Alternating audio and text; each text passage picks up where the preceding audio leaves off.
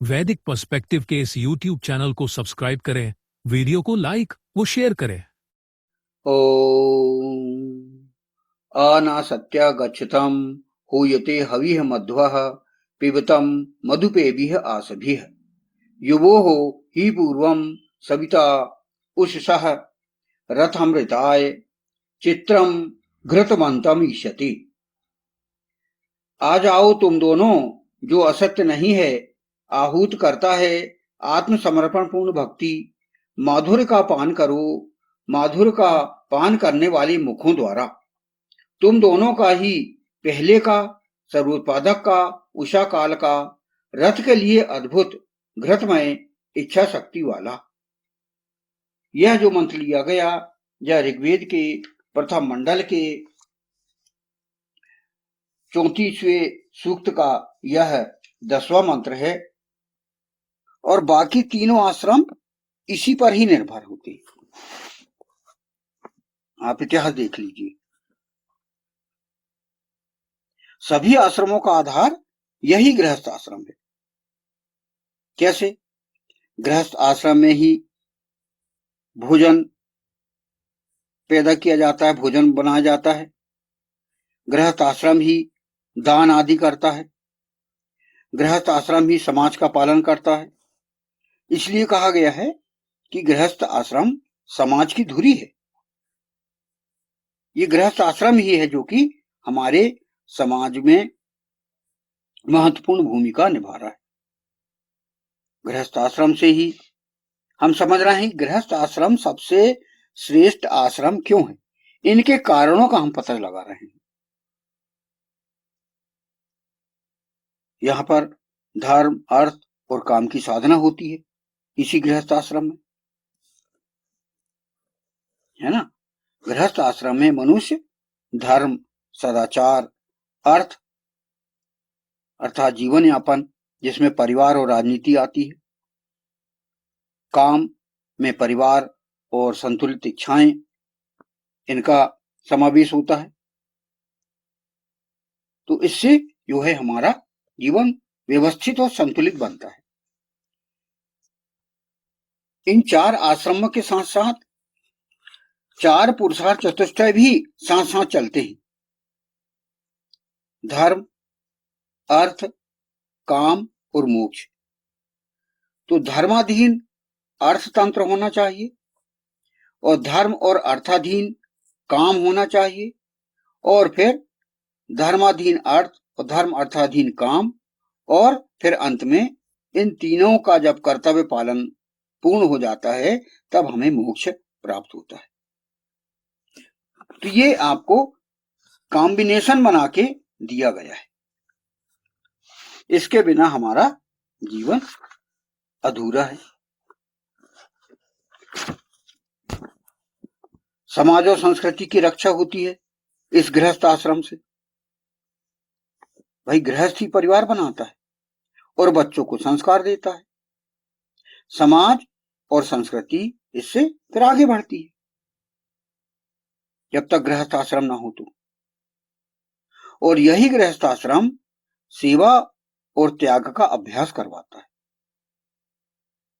इसी गृहस्थ आश्रम से व्यक्ति माता पिता की सेवा करना सीखता है, पति और पत्नी में सहयोग पैदा होता है, बच्चों का पालन और त्याग और सेवा का अभ्यास, ये सब हमें इस गृहस्थ आश्रम में ही हमें मिलता है देखने को। और गृहस्थ आश्रम से ही हमें आध्यात्मिक उन्नति का मार्ग मिलता है। हमें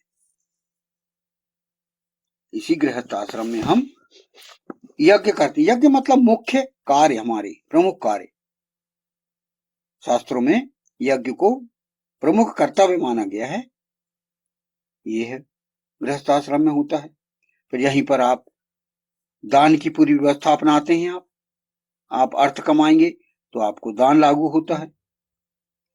तप अर्थात आप अपने आजीविका कृत्य में आप कई प्रकार के मुख्य कार्य करते हैं, कर्तव्यों में लगे रहते हैं, वही तपस्या है आपके लिए। फिर भक्ति करके आध्यात्मिक उन्नति प्राप्त कर सकता है व्यक्ति। तो मतलब गृहस्थ में मुख्य है पत्नी, मुख्य है नारी, जिसे नारी ही घर कहा गया है वेदों में, जायद स्तंभ, यह बात आपको मिलेगी। तो इस प्रकार हम गृहस्थ आश्रम की श्रेष्ठता पर विचार कर रहे हैं। इसीलिए समाज का आधार यह गृहस्थ आश्रम है। तो बाकी सभी आश्रमों को सहारा देता है यह गृहस्थ आश्रम, परिवार और संस्कृति को आगे बढ़ाता है, सेवा, त्याग और भक्ति का अभ्यास कराता है। तो इस प्रकार गृहस्थ आश्रम की बहुत ही महत्ता है और इसे हम महत्वपूर्ण आश्रम को स्वीकार करें और यह एक आदर्श स्थिति जो बताई गई है उसका हम पालन करें।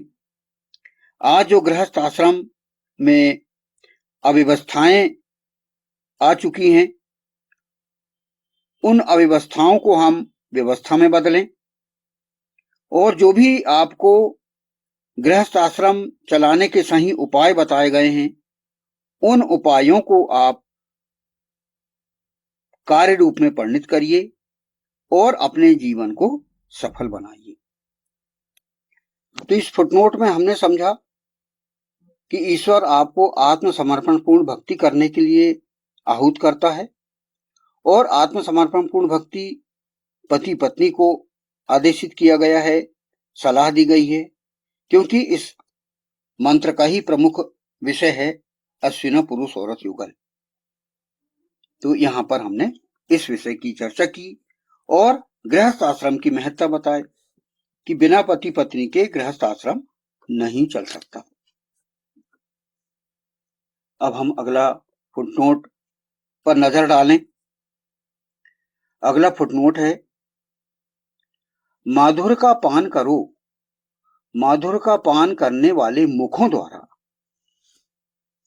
यहां पर मंत्रांश प्रस्तुत है, मध्वः पिबतम मधुपे भी है, आस भी है, ये कहा गया यहां पर।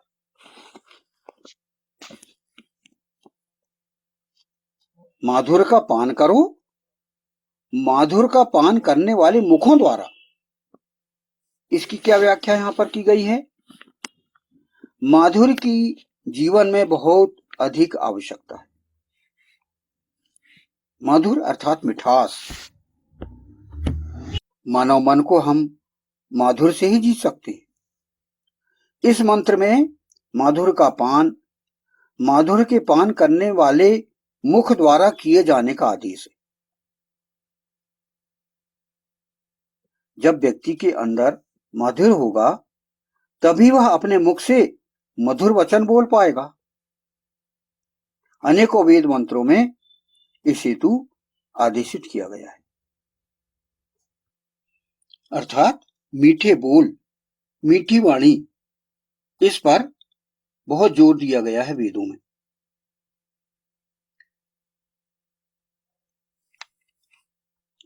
वेदों में सामवेद माधुर्य से परिपूर्ण है और मानव जीवन के 4 पुरुषार्थों में से तृतीय पुरुषार्थ काम का सफलतापूर्वक जीवन में उपयोग हेतु माधुर्य की ही आवश्यकता है।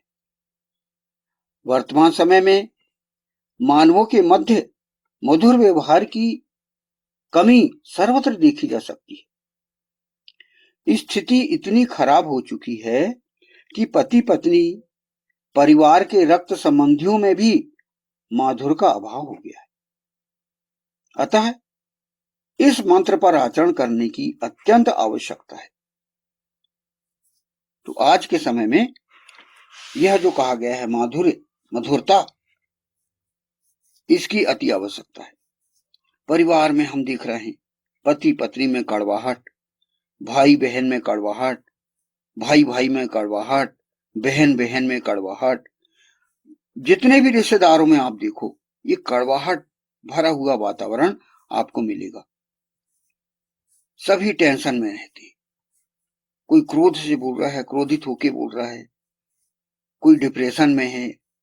ये हम इस समय हम देख रहे हैं रात दिन से। तो इस मंत्र में हमें ये सलाह दी गई है, यह आदेशित किया गया है कि पति पत्नी में, परिवार में, समाज में माधुर्य स्थापित हो।